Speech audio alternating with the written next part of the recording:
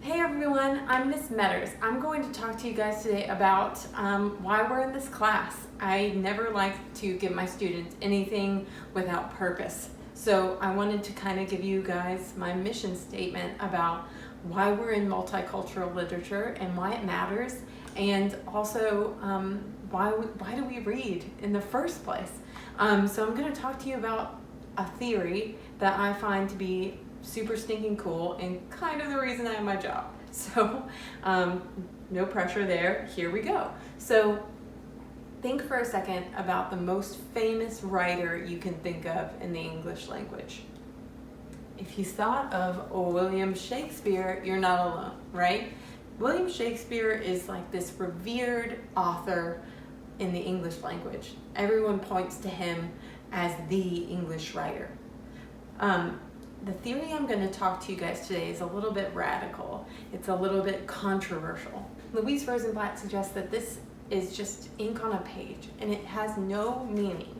It matters 0% until you, and I'm talking to you pick it up and give it meaning. So she actually created a visual diagram to go with some of the deeper parts of her theory. So I wanted to illustrate them here today. So this is the reader's triangle, the transactional reader's triangle. Think about like any transaction you've ever had. It's an exchange. So on one end of the exchange would have to be the text. We're in a literature class after all, and the text is going to bring with it certain things. We have the cues, aims, and genre, to name a few. So for instance, any text, now text, I use the word text deliberately. A text can be a novel, it can be an article, but it can also be a film, it can be body language, anything that we take into our minds and try to understand can be a text. So when I step into the theater and go to see a rom-com, the genre carries with it certain norms, certain things that we understand that all rom-coms have. There will be some stupid misunderstanding, and then they will end up together, right? So these are, texts have things, items that they bring with it, okay? And they don't matter. Shakespeare himself doesn't matter unless there's a transaction going on, and the transaction occurs with you, okay? So the other end of this reader's triangle is the reader. You guessed it. So I'm going to write me. And I want you guys, if you were to take notes, I want you to write your own name in here, all right? Because this should look unique. And that's her whole point. So I'm getting ahead of myself. But the reader, just like the text, has to.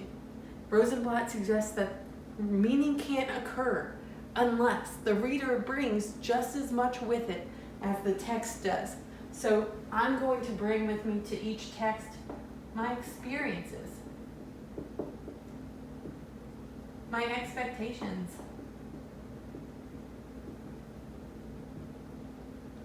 and my attitudes.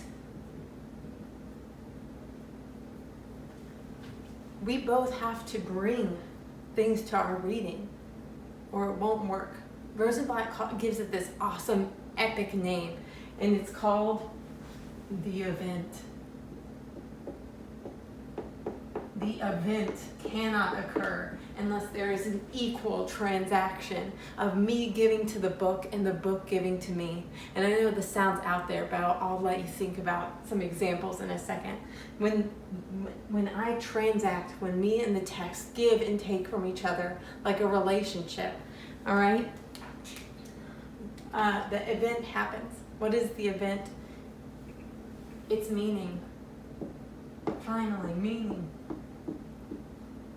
Interpretation. It's appreciation.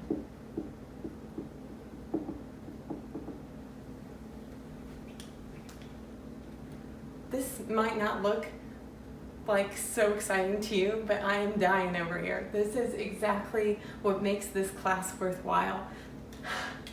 I'll try to calm down. Give me a sec. If you and the book have this relationship, then the meaning that you create together is unique to you.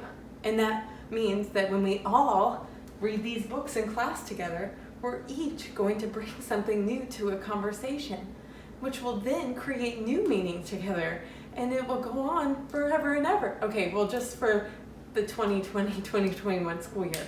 But this just jazzes me up because it gives me responsibility and excitement for reading again.